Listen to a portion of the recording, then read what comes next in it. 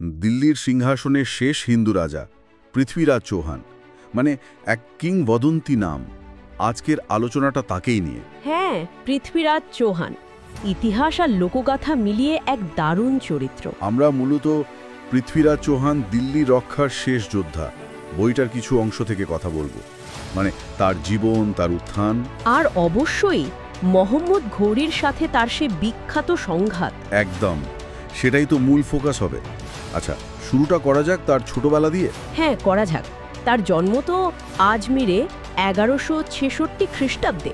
আর সবচেয়ে অবাক করার মতো বিষয় হলো যে উনি খুব অল্প বয়সে রাজা হন। ঠিক, মাত্র 11 বছর বয়সে।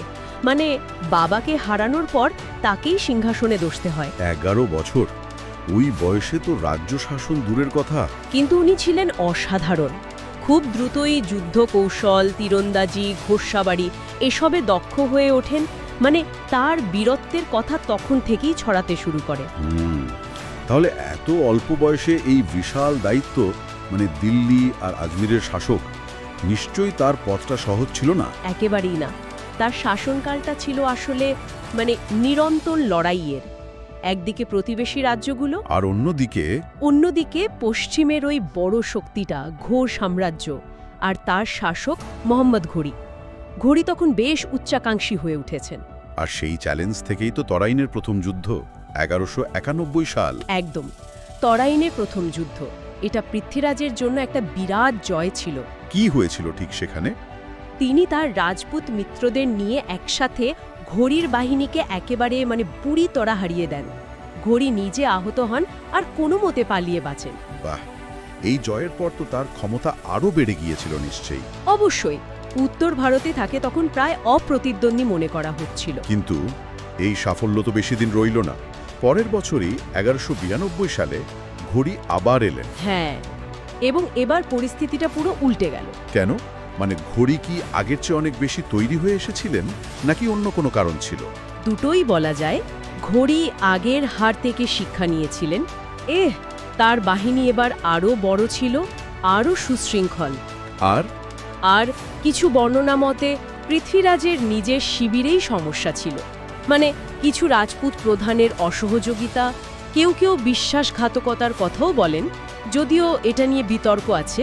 আচ্ছা। ফলে তরাইনের দ্বিতীয় যুদ্ধে পৃথ্বীরাজ হেরে গেলেন এবং বন্দী হলেন। হ্যাঁ, ভারতের ইতিহাসের জন্য এটা একটা বিরাট মোড় ঘোরানো ঘটনা। যুদ্ধের ময়দানের এই ট্র্যাজেডির পাশাপাশি পৃথ্বীরাজ চৌহান তো লোকগাথাতেও খুব জনপ্রিয়। হ্যাঁ, বিশেষ করে চাঁদ বরদাইয়ের পৃথ্বীরাজ রাসো। ও হ্যাঁ, পৃথ্বীরাজ রাসো তার সভাকবি চাঁদ বরদাইয়ের লেখা। সেখানেই তো ওই বিখ্যাত গল্পটা আছে, শব্দভেদী বানের গল্পটা, তাই না? হ্যাঁ, যে উনি বন্দী অবস্থায় অন্ধ হয়েও যে চাঁদ বরদাইয়ের সাহায্যে শুধু শব্দ শুনে তীর ছুঁড়ে ঘোরিকে হত্যা করেন। একটা প্রায় অবিশ্বাস্য কাহিনী। কিন্তু ঐতিহাসিকরা তো এটা মানেন না। মানে এর কি কোনো প্রমাণ আছে? এটা গল্প নয়, এটা পৃথ্বীরাজের অদম্য সাহস, তার হার না মানা মনোভাব আর ওই কিংবদন্তি তুল্য তীরন্দাজি, এগুলোর প্রতীক, বুঝলেন? মানে পরাজয়ের পরেও তার বীরত্বকে বাঁচিয়ে রাখার একটা উপায়। একদম। ঐতিহাসিক সত্যতার বাইরে গিয়েও এই লোকগাথাগুলোই অনেক সময় মানুষের মনে নায়কদের বাঁচিয়ে রাখে, তাদের অন্য একটা মাত্রা দেয়। তাহলে সব মিলিয়ে যদি দেখি, পৃথ্বীরাজ চৌহানের মূল উত্তরাধিকার কি? ইতিহাস তাকে কিভাবে মনে রেখেছে?